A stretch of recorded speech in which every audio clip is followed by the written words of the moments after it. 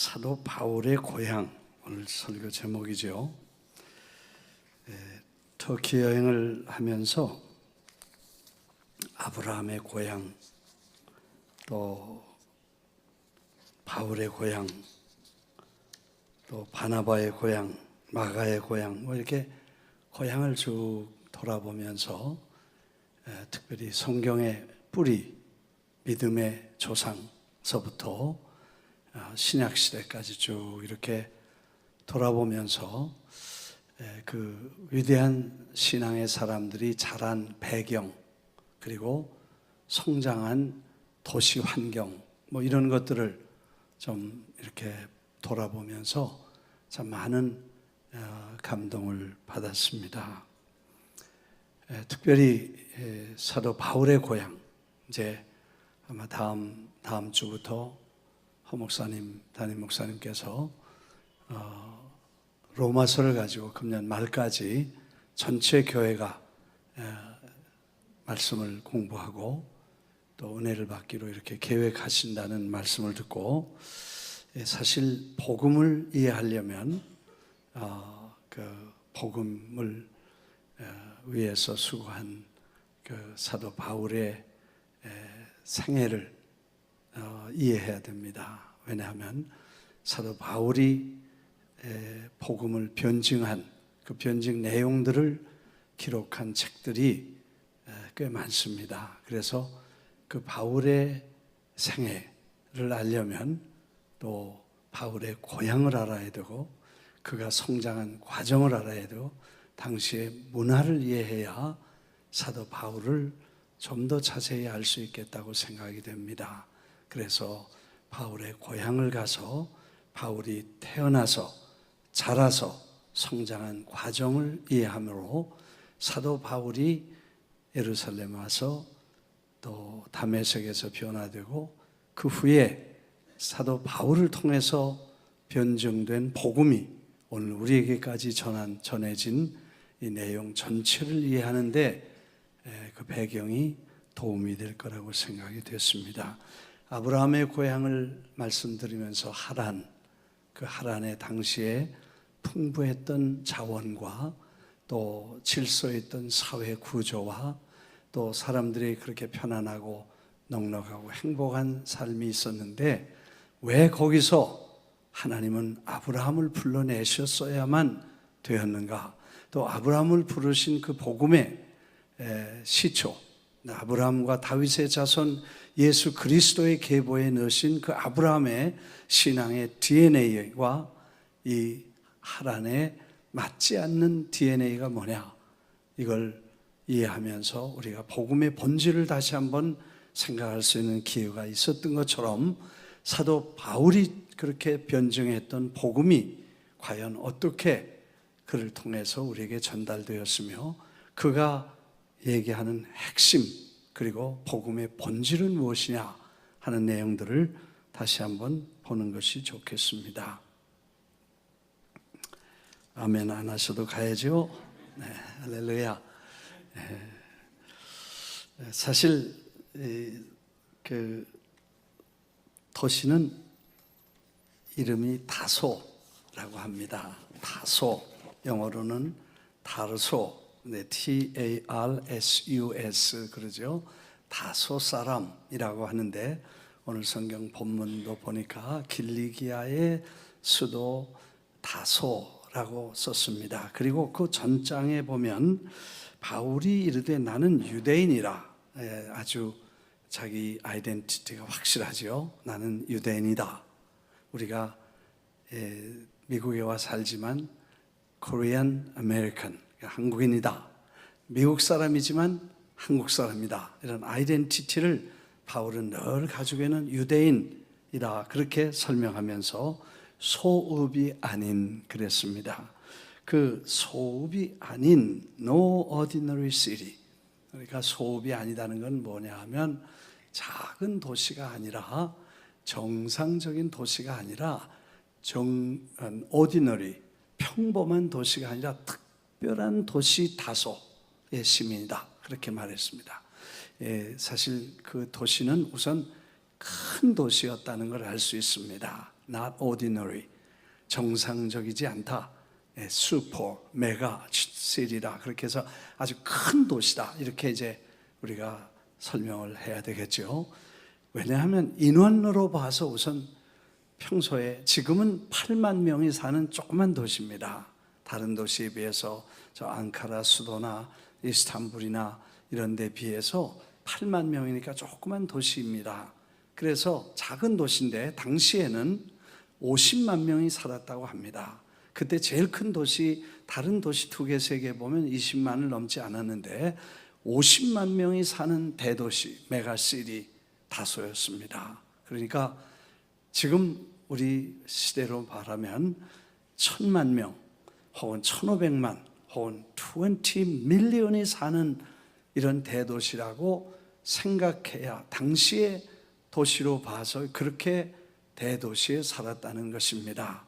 사실 대도시에 사는 사람들은 대도시에 대한 긍지가 있듯이 사도 바울도 그 대도시에 대한 긍지가 있었던 것 같습니다. 그래서 이 다소는 대도시였다. 그 다음에 두 번째, 그 도시는 아주 부유한 도시였다. 그렇게 봐야 될 것입니다. 원래 터키에 가면 그 타루스 산맥이 큰 산맥이 어마어마한 위험을 나타내면서 겨울, 여름 할 것 없이 큰 눈을 머리에 이고 거대한 산맥이 나라 가운데를 가로지르고 있습니다. 그 산맥을 넘으려면 어마어마한 위험을 따르고 추위를 겪고 그렇게 지나갑니다. 산이 높으니까. 그런데 그 다소 옆에 약 1000m가 되는 그 낮은 지역이 있는데 그리를 거쳐서 해안 지방이니까 이제 남쪽 그리고 해안 지방에 있는 다소라는 도시. 네, 다소는 이 아래쪽 항구 도시. 지금은 이제 한 15km쯤 퇴적된 그 모래나 이런 것들이 내려와서 항구에서 15km나 안으로 내륙 지방으로 들어갔지만 그때는 거기까지 바다가 있었던 모양입니다. 그 바다로 배가 들어와서 저 내륙 지방 앙카라나 갑바도기아나 저 우르 지방이나 어디를 가든지 그 산을 제일 낮은 지역을 지나가서 그래서 내륙 지방으로 가는 아주 관문이고 교통의 요지이기 때문에 거기서는 그 많은 외국 상품들, 무역품들이 들어와서 하역을 하고 거기서 팔리고 거기서 홀세일로 도매상, 소매상 뭐 이렇게 해서 지역으로 나누어지는 그런 중요한 도시가 다소기 때문에 잘 살았다는 것입니다. 그리고 사도 바울의 아버지 어머니는 아주 일찍이 시민권을 받았기 때문에 시민권 받을 때는 세금을 많이 내든지 아니면 큰 돈을 내서 돈으로 사든지 아니면 뭐 군대 가서 혁혁한 공을 들이든지 아니면 25년쯤 군대 생활을 마치면 시민권을 받았다고 하는데 이 아버지 어머니는 다소의 시민권과 로마의 시민권 둘 다를 다 받았다고 하니까 일찍이 아마 부유하고 안정된 집안에서 태어났다고 보아야 될 것입니다. 그 다음에 세 번째, 첫째는 대도시, 두 번째는 부유한 도시, 가난한 게 아니고 넉넉한 도시였다. 세 번째는 학문의 도시였다. 그렇게 봐야 됩니다.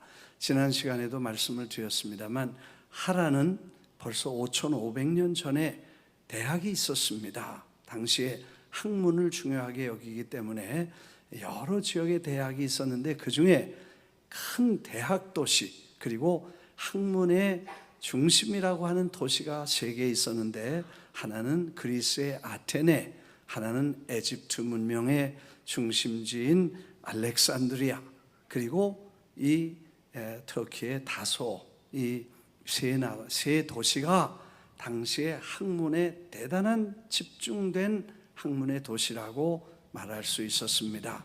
그런데 알렉산드리아와 저 아테네를 능가하는 더 큰 대학과 학문의 도시가 되어서다. 이런 기록을 보면 사람만 많은 게 아니라 돈만 많은 게 아니라 그 도시에는 학문을 연구하는 수많은 사람들이 그 도시에 몰려서 정말 수재들, 일반 사람들은 오기도 어려운 그런 수재들이 모인 대학의 도시였다. 이렇게 역사는 기록하고 있습니다. 네 번째, 헬라 문화권에 있는 문화와 철학의 도시였다. 이렇게 기록을 해놨습니다.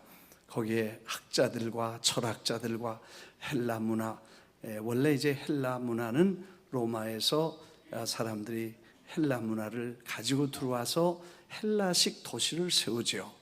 그래서 이제 그 시오노 나나미라는 일본 작가가 일본에서 태어나서 로마에 가서 평생 거의 연구하면서 로마인의 스토리라든지 십자군동이라든지 이런 여러 책을 냈는데, 그 로마인의 이야기에 보면 15권 아마 16권인지 긴 그 어마어마한 장서를 맞추면서 그가 그런 말을 했습니다. 이 시오노 나나미는 서양 사람, 그리고 헬라 사람, 그리고 로마 사람들과 중국 사람들의 차이, 마지막 결론이 중국 사람들은 만리장성을 쌓아서 폐쇄적인 삶을 살았지만 로마 사람들은 그 길을 닦아서 헬라 문화를 전 세계에 퍼뜨리려고 한 이런 차이점을 두 문화에서 발견할 수 있다. 이렇게 로마 사람과 중국 사람, 아시아 사람과 서양 사람의 문화와 생각의 다른 점을 잘 설명한 내용을 볼 수 있겠습니다. 아무튼 그런 문화적 배경을 가지고 헬라가 이 도시를 주전 아마 66년에 로마가 그 도시를 편입을 합니다. 로마로 속주국으로 이제 받게 되는데, 길리기아라는 성과 스테이트와 그 수도를 다소라는 도시로 정하고 헬라 문명을 이곳에 가지고 와서 헬라적 도시, 그리고 철학자들의 많은 사상과 철학이 이렇게 발전된 도시였다. 이렇게 볼 수 있겠습니다. 그런 곳에서 사도 바울이 태어나서 부유한 가정에서 대도시에서 정말 촌사람이 아니고 시골 사람도 아니고 농사꾼도 아니고 뭐 자기는 도시에서 태어난 정말 요즘 말로 하면 금수저 집안에서 태어나서 이렇게 자란 사람이다. 그렇게 설명을 하면서 자기를 변호할 때 늘 이렇게 몇 번 그런 얘기를 했었습니다. 그런데 그런 사람이 이제 종교적으로 어떻게 그는 훈련을 받았냐? 그 도시가 종교적인, 유대인들은 유대교를, 그리고 로마 사람들은 헬라의 다신교를 이렇게 전파하니까 컨플릭트가 생겼지만 유대인들은 똘똘 뭉쳐서 유대교의 신앙을 지키기 위해서 가정에서 철저하게 유대교 교육을 시키면서 사도 바울을 예루살렘에 유학을 보낼 정도로, 그리고 유대교의 신학교를 보낼 정도로 이렇게 철저한 종교적 교육을 받게 됩니다. 물론 사도 바울은 어렸을 때부터 히브리 말을 집안에서 배우면서 율법과 히브리 종교에 대한 철저한 엄격한 교육을 받고 있었습니다. 그리고 그는 당시에 헬라어를 썼으니까 공부할 때 학교에서 저는 어려서부터 헬라어를 공부했습니다.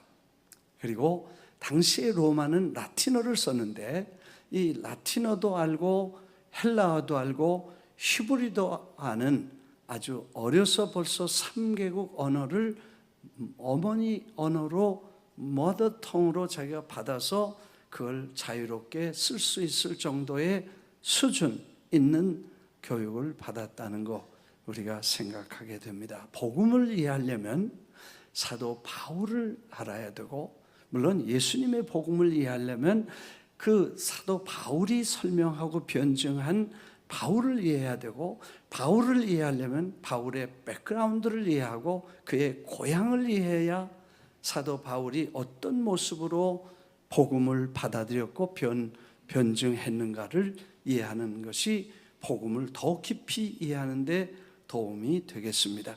제가 반복해서 말씀드리는 컨텍스트와 텍스트. 그래서 그 복음이라는 본질을 어떤 그릇에 담아서 어떻게 이게 우리에게 전달되는가 하는 그 컨텍스트를 이해하는 것은 굉장히 중요하다는 말씀을 드렸습니다. 그 텍스트만 보면, 컨텍스트만 보면 지식주의로 빠지고, 텍스트만 보면 그거는 문자주의로 빠지기 쉽습니다. 아주 재미있는 말 제가 어렸을 때 들었습니다. 예수님은 보신탕을 잘 잡수는다. 그거 어디서 나온 말이냐? 성경에도 없다 그랬더니 성경에 있대요. 그럼 뭐 어디냐 그랬더니 예수님께서 가이사랴 빌립보로 가셨다. 그게 뭐 어떻게 그게 보신탕과 연관되냐 그랬더니 가위를 사러, 개를 사러, 이북에서 개를 가위라고 그랬어요. 그래서 개를 사러 빌립보를 가셔서 그걸 사와서 그랬다. 농담으로 했는지 진담으로 했는지 몰라. 아무튼 텍스트만 보면 그렇게 이해할 수도 있겠다. 찬송가도 초창기에 한국에 이단이 들어왔었어요. 70년대, 60년대 말에 그런 말이 있었어. 이리에 이단이 생겼대. 그게 왜 생겼냐 그랬더니 찬송가에 환난을 당한 자 이리 오라.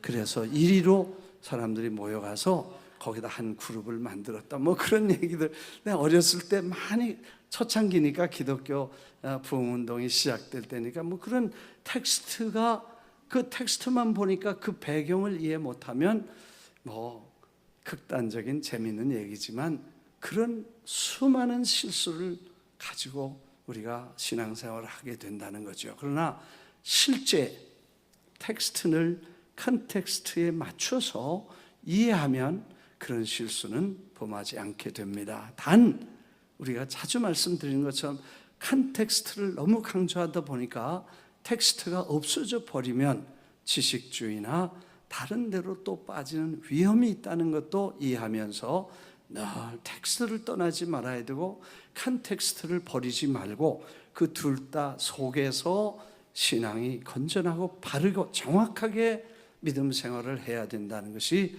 계속 강조되는 내용입니다. 이해가 되시면 아멘.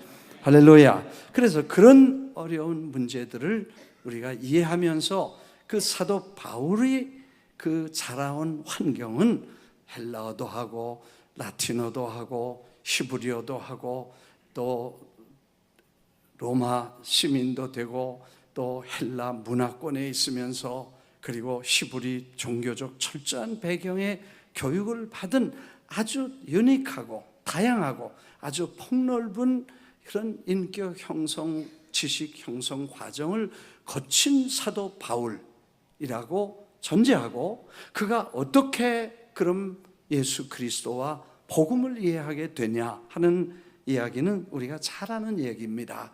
다메섹에 가다가 거의 다메섹에 가까이 왔을 때 정오에 햇빛보다 더 강력한 빛이 저를 비추었다고 했습니다.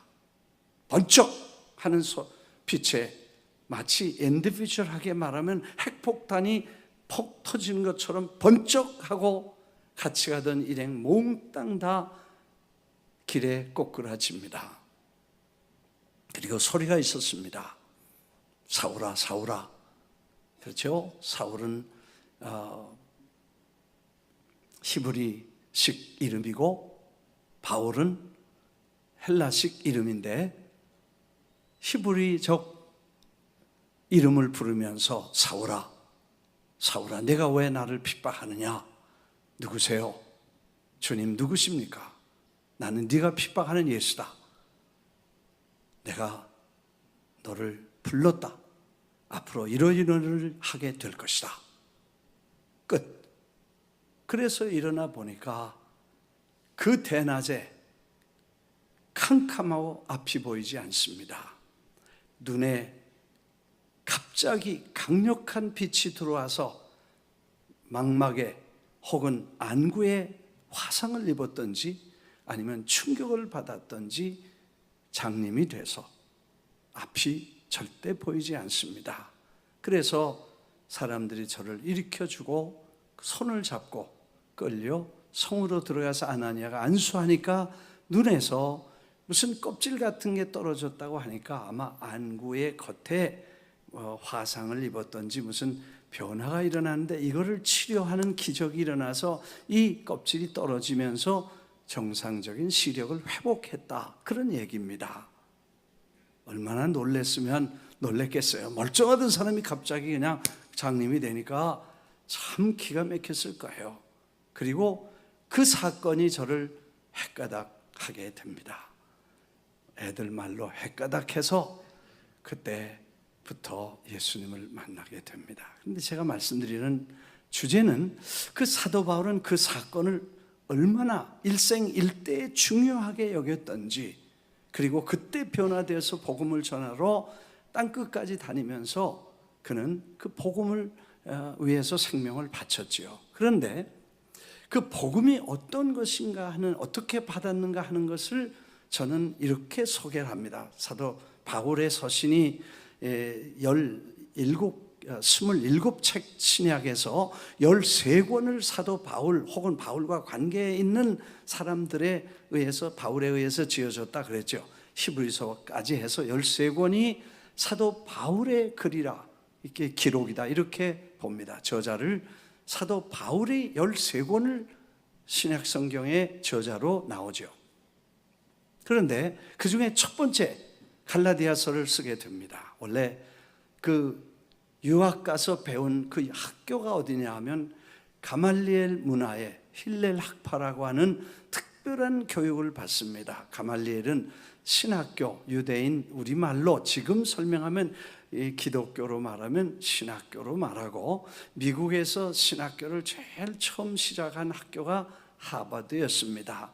영국에서 필그림들이 올라와서 교회를 세우는데 목사가 없으니까 목사를 양성하려고 교역자 양성소로 하버드를 세우게 되죠. 그래서 신학교를 먼저 세우고, 거기서 이제 신학교 한 교수 한 분이 이 목사님들을 키워내는 작업을 하는 게 하버드의 시작이었습니다. 그러니까 그 신학교를, 하버드 지금은 다 대단한 학교지만 그땐 신학교였으니까, 이렇게 당시에 유명한 학교의 명문 학파에 들어가서 공부를 한 사람이기 때문에 그 힐렐 학파는 변증법, 디펜스에 유명하고, 논리와 다른 사람과 이렇게 논리적인 디베이트를 하는 것을 어려서부터 잘 훈련시키면서 변증학적인 아주 특별한 지식을 가르쳤다고 합니다. 그러니까 자기가 뭘 주장하는지를 논리적으로 설명하는 데는 대단한 특출한 기술을 가르치는 거예요. 그런 데서 자랐기 때문에 사도 바울은 편지를 쓴 내용을 보면 아무리 화가 나고 속이 상해도 고린도 교회 같은데 열받아가지고 편지를 썼는데 그 편지 내용을 보면 차분합니다. 그리고 서론을 씁니다. 인사를 정중하게 합니다. 은혜와 평강이 있을지어다. 뭐 시끌벅글한 교회다, 무슨 은혜와 평강이 있을지어다, 이렇게 가지고 시작해서 서론, 본론, 결론 다 아주 멋있게 끝냅니다. 이게 사도 바울의 글인데, 갈라디아서는 서론, 본론 다 빼고 본론으로 빡 들어가서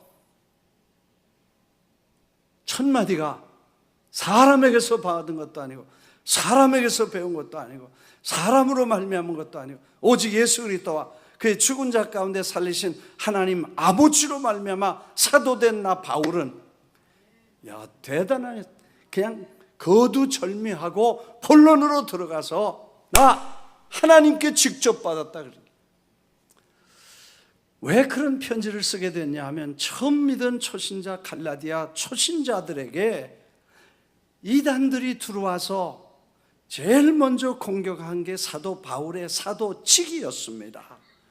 바울, 그 사람 아무것도 아니야. 그 사기꾼이야. 예수님 한 번도 보지 않은 사람이 어떻게 예수 얘기하냐. 예수님이 제자들도 제대로 잘 모르는 사람이 제자 교육도 못 받았다.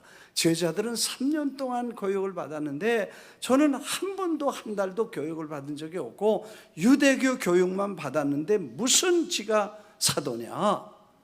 그래서 사도직에 도전을 하면서 복음에 대한 그 바울이 전해주고 개척한 그 교회 복음에 대해서 도전을 하는데, 은혜로 구원은 받아서 복음은 구원받아서 하나님의 자식이 되고 은혜로 구원을 받았지만 율법을 지켜야 그 구원이 이루어지는 거다. 그래서 복음 플러스 율법해서 구원의 완성이라고 가리키니까 사도 바울이 그건 아니다는 얘기를 쓰기 위해서 갈라디아서를 쓰게 됩니다. 로마서 16장 전체의 압축이 갈라디아고 갈라디아서의 핵심이 율법에서 자유. 그래서 그리스도께서 우리를 자유케 하시려고 자유를 주셨으니 그러므로 다시는 종의 몽해를 매지 말라.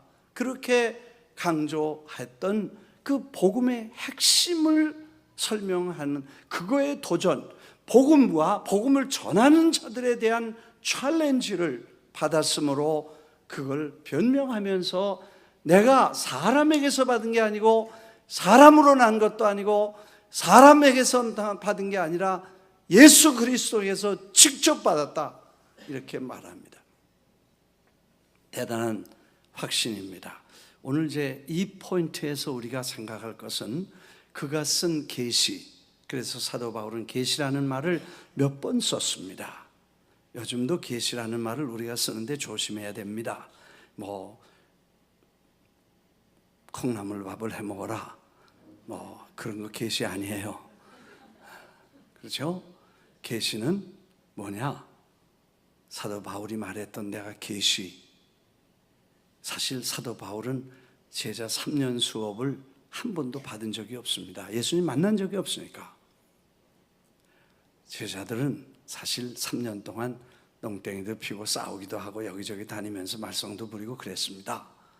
그런데 3년 받을 거를 자기는 압축해서 압축 파일로 한 번에 그냥 3초 내에 다 받았다고 생각해.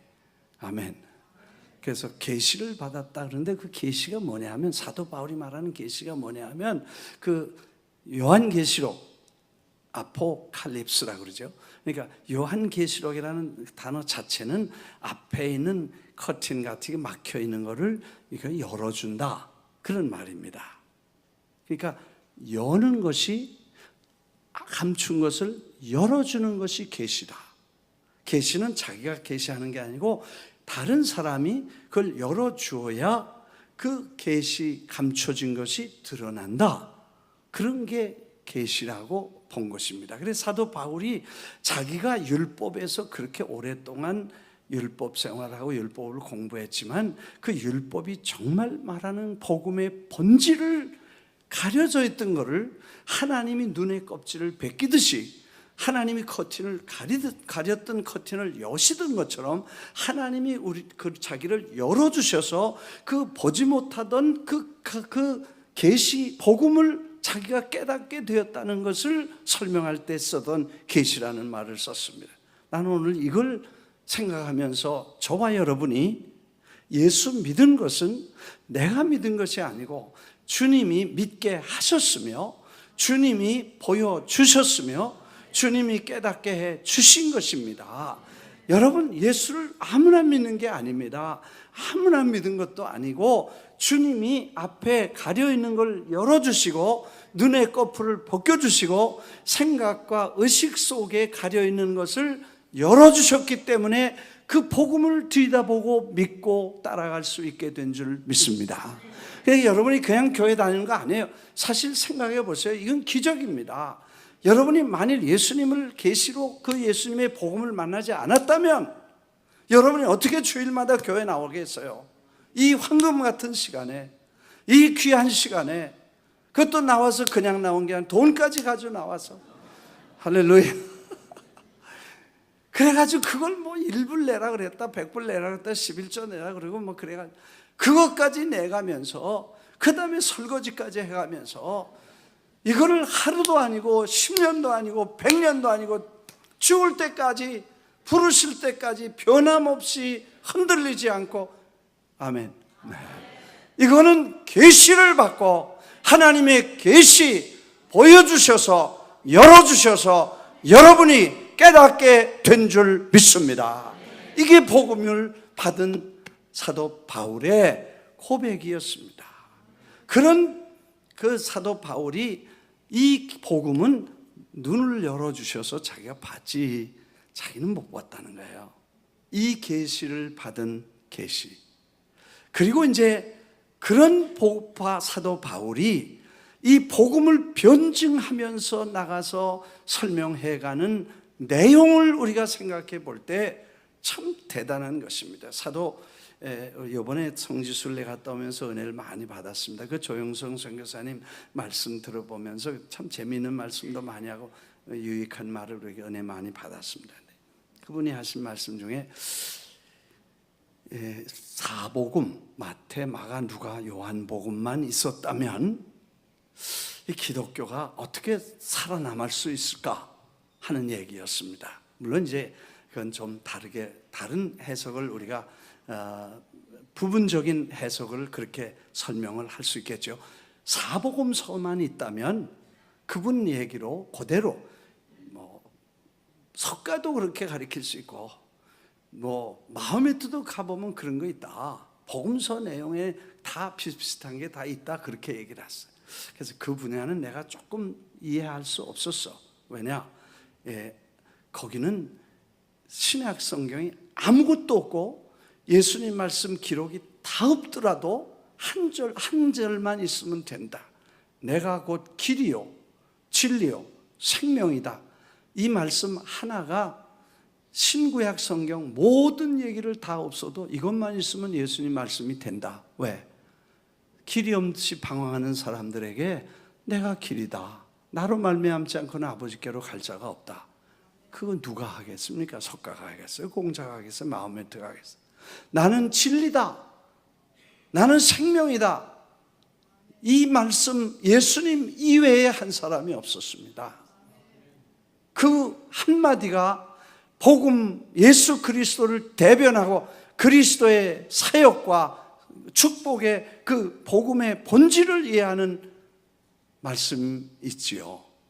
그러나 이제 좀 더 복음의 기독교라는 포괄적인 의미에서 복음을 변증하기 위해서 사도 바울 서신이 없었다면, 사도 바울이 없었다면 이거 기독교가 어떻게 살아남고 어떻게 이 사람들하고 싸웠겠는가, 그런 말씀을 하다 보니까 그런 얘기를 했지만 그 내용은 사실 바울이 정말 복음을 변증하는데 위대한 힘을, 위대한 실력가였다는 것을 다시 한번 우리에게 가르쳐 주는 것이다. 그가 받은 교육과 그가 받은 종교적인 배경과 이런 것들을 통해서 사도 바울이 아니면 그 누구도 해답을 줄 수 없는 그런 신학적 혹은 교리적인 원리를 그가 꿰뚫을 수 있었던 것은 다소 출신이고 다소 고향에서 자란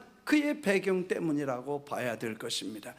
사실 사도 바울은 변증학의 대가입니다.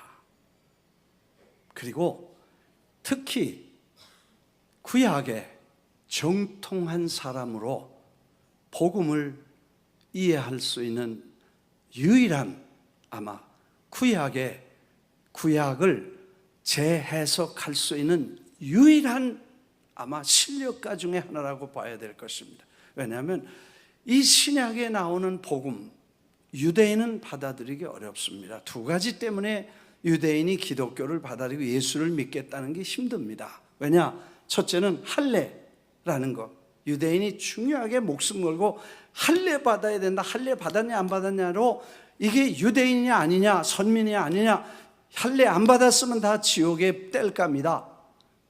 제끼고 하나님의 선택은 할례로 보증하는 것입니다. 두 번째, 나무에 달린 사람이 저주받는다.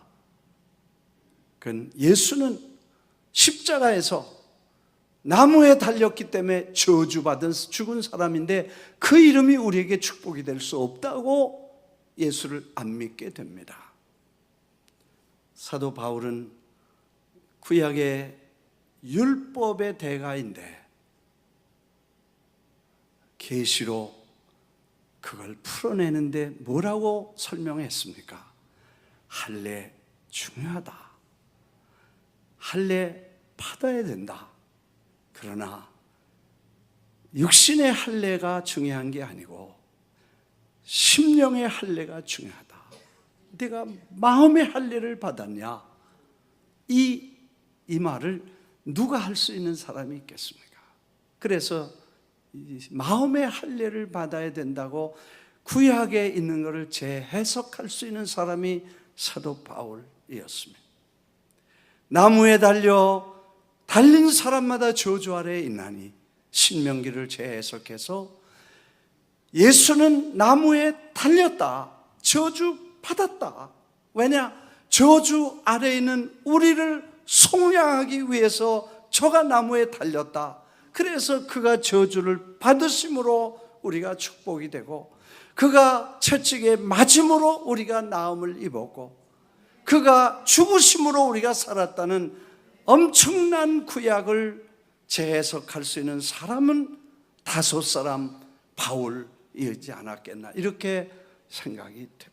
이거를 우리가 생각하면서 사도 바울이 설명했던 그 계시와 그 계시가 주고 있는 복음과 그 복음이 주고 있는 예수 그리스도 안에 영원한 생명을 우리가 이해하고 그거를 누리고 그거를 전할 수 있어야 될 줄 믿습니다. 사실 우리는 뉴욕에 삽니다. 미국 시민입니다. 그리고 한국 사람입니다. 대단히 프라우드하게 생각하는 것은 요즘 아메리칸 패스포드 이렇게 척 내놓으면 사람들이 다시 봅니다. 왜? 미국 시민권을 가지고, 물론 저 중동 지역이나 어느 지역에는 미국 패스포드, 한국 패스포드를 더 환영하고, 한국 패스포드를 받으면 비자를 안 받고 그냥 돈도 안 내고 그냥 패스되는 나라가 125개 나라래. 그러니까 한국 패스도 괜찮아요. 그래서 나는 한국 패스포드도 가지고 미국 패스포드도 가지고 살아. 그래서 가서 아랍권 가면 한국 패스포드 내놓고, 그 다음에 또 미국권에 가면, 영어권에 가면 미국 패스포드 내놓고, 그러니까 괜찮아. 키는 조그맣고 얼굴은 새까맣고 그런 천사람이 왔는데 미국 패스포드 내놓으면요 다시 봐. 그리고 또 저 터키나 이런 데 가면 한국 패스포드 내놓으면 다시 봐. 안녕하세요. 그리고 얼마나 반가워하는지 몰라. 근데 한국 사람, 미국 사람, 그 다음에 뉴욕 사람, 목사님 한 분이 서울 갔다 오셔서 나한테 보고를 해줘서 뭐라고, 어떻게 잘 다녀왔냐 하니까, 가서 설교하는데 목사님들 야단치고 왔대.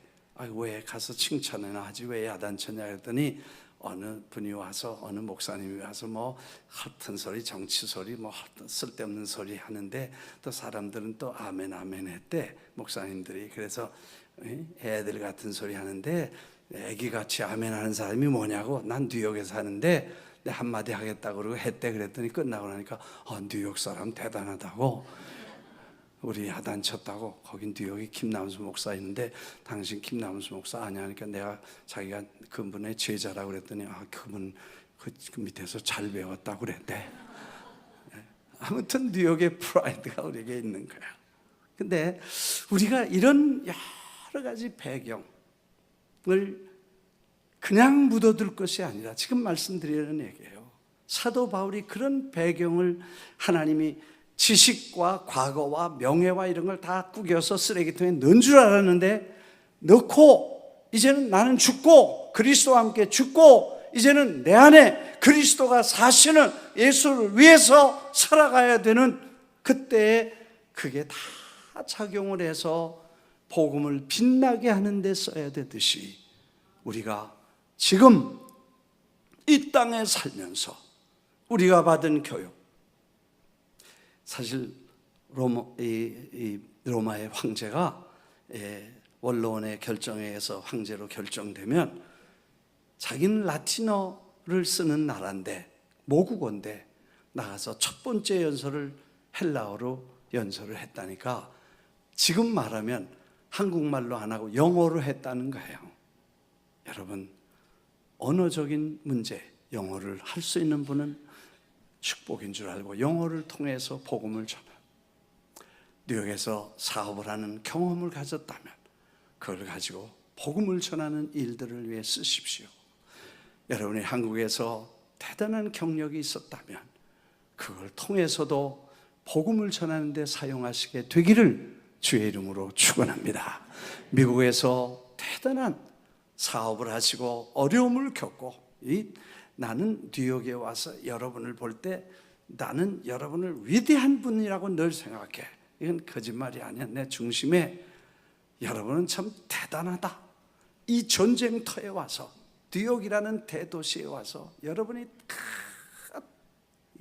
뚫고 나가고 때려부시고 그래가지고 다 끄떡없이 사는 거 보면 기적이야. 위대한 인물들이야. 아멘 안 해요? 네, 할렐루야. 대단한 거야. 이 도시에 와서 뭐 구멍가게를 했던 뭐 야채 가게를 했던 생선 가게를 했던 간에 그 전쟁통에 뚫고 일어나서 그래도 밥 먹고 살고 그래도 몇 사람 데리고 월급 주고 이래라 저래라 그러는 것도 대단한 것이고, 아멘 안 해요? 대단한 거예요. 근데 여러분이 그런 경력과 확신을 가지고, 나는 이 사도행전을 보면서 26장인가요? 네, 아그리빠 왕이 바울에게 이르되 너를 위하여 말하기를 내게 허락하노니, 말하기를 허락하노니 이에 바울이 손을 들어 변명하되, 사도 바울이요 죄수로 지금 끌려가고 있어. 죄수야. 그래서 벌써 미결수로 몇 년 동안 갇혀 있다가 아그리빠 왕이 왔다 그래서 그분에게 보내서 이제 재판을 받게, 황제의 재판 받기 전에 미리 예비 재판을 받아서 죄목이 뭐라는 걸 찾아서 이제 황제에게 보내려고 죄명을 찾느라고 임시 재판이 열렸을 때에 아그리빠가 바울에게 말했습니다. 너를 위하여 말하기를 내게 허락하노니, 이에 바울이 손을 들어 변명하되, Then Agrippa said to Paul, You have permission to speak for yourself. 너 자신을 위해서 지금 얘기할 것을 퍼미션 준다 그랬습니다. So Paul motioned with his hand. 손을 들어서, 아마 여기는 묶여 있을지도 몰라, 발이 묶여 있을지도 몰라. 근데 손을 들어서 motioned with hand, 손으로, 여러분 조용하십시오. 내가 말할 차례, 나 퍼미션 받았는데 조용하십시오. 거기 대단한 인물들이 다 왔네. 누구누구 참석했는지 명단 나왔어. 아주 쟁쟁한 정치 경제 전문가들 다 앉았고요, 종교 지도자들 다 와서 앉아서 바울이, 왜냐면 그 아그리빠 왕이 와서 헤롯 대왕의 손주가 와서 앉아서 이제 재판을 한다니까 그 동네 유지들 다 모였고 그 종교 지도자들 다 모였고 유대인들 다 모였습니다. 거기 앞에 서서 여러분 조용하십시오. 나 퍼미션 받았으니까 내 차례다 그러고 얘기 시작합니다. 그리고 and began his defense. 변명을 시작했죠. 다음 절에 보니까 뭐라 그랬어요? 아그리빠 왕이여, 유대인이 고발하는 모든 일을 오늘 당신 앞에서 변명하게 된 것을 다행히 여기에나이다. 영어로 봐야 어떤 때는요 더 명확한 그런 내용을 볼 수가 있어. I consider myself fortunate to stand before you today as I make my defense against all the accusation of the Jews. 유대인들이 accusation 하는 일에 디펜스 할 수 있는 기회를 주셔서 fortunate하게 행복하고 다행이라고 생각합니다 하고 설명해 나갑니다. 여러분 이 표현과 단어와 이 자세를 우리가 생각해 봅니다. 사도 바울이 지금 자기가 가지고 있는 복음, 죄수라는 걸 잊어버렸어. 죄수라는 건 아무 상관없어.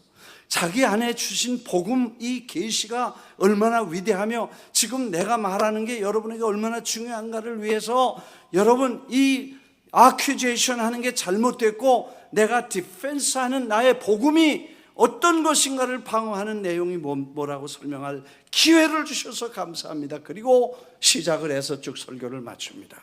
다 끝나고 나니까 아그리빠 왕이 네가 작은 말로 나를 예수 믿게 하려고 하냐 그랬더니 한 말이, 내가 묶인 거 외에는 당신도 나처럼 되기 원하고 여러분도 다 나처럼 되기를 원합니다. 이 복음은 당신을 살리는 영원한 생명이고 영원한 하나님의 축복입니다. 그러면서 설명했던 그 담대함과 그 확신과 그 자신감, 나는 어디 서면 쫄아가지고 잘 말을 못해. 참 다른 분은 다른 교회 가면요 정말 신난데 난 우리 교회 오면 내가 신나. 왜? 난 여러분이 나를 알고 나는 여러분이 아니까 내가 쪼는 거를 그래도 좀 덜해. 다른 데 가면 다 쳐다보고 무슨 말 하나 저놈이 그러고 있는데 내가 쫄아. 나는 촌사람이 돼서 그런가 봐. 내 사도 바울 앞에 서면 너무 쫄아져. 정말 이분은 대단한 분이다. 두 가지 대단하다. 그 확신이 대단하고 그 헌신이 대단한 거예요. 터키 전체가 85만 평방킬로미터예요. 얼마나 한국 땅 전체, 남한 땅 전체가 10만 평방킬로미터예요.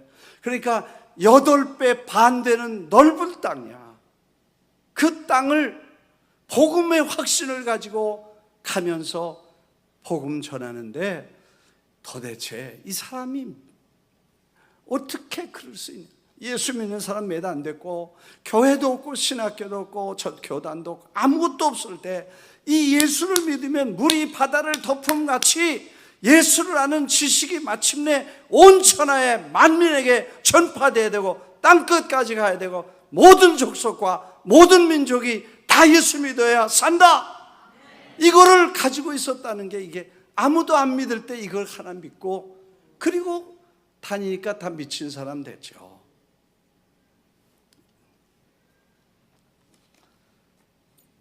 크레이지, 미친 거예요. 근데 정말 바로 미쳐서 그 확신, 그 지식이 하나님의 복음을 받아들였습니다. 그리고 그의 헌신이 대단했습니다. 요즘 가는 길이 비행기 타고 버스 타면 되는데 걸어 다녔다. 성경에 보니까 바울이 도보로 걸어서 그랬어요. 여러 번 그런 게 나오죠.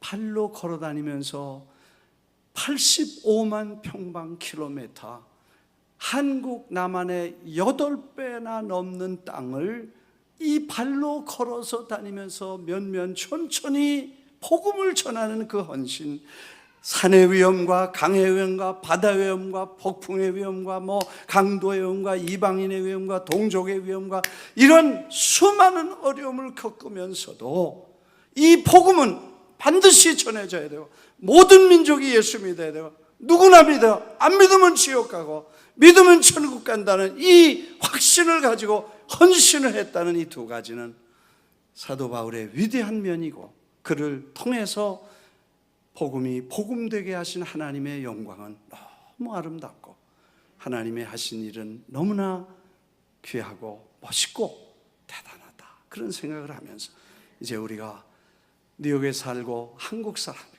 프라미스 교회고 이제 우리가 얼마나 더 살 것인가 날수를 계산하면서 10년, 20년, 30년을 더 살아면 나는 복음을 받은 사람으로 나의 배경과 자라온 환경과 주신 은사들을 이 복음을 위해서 어떻게 쓸 것인가, 이거를 사용할 수 있게 되기를 바랍니다.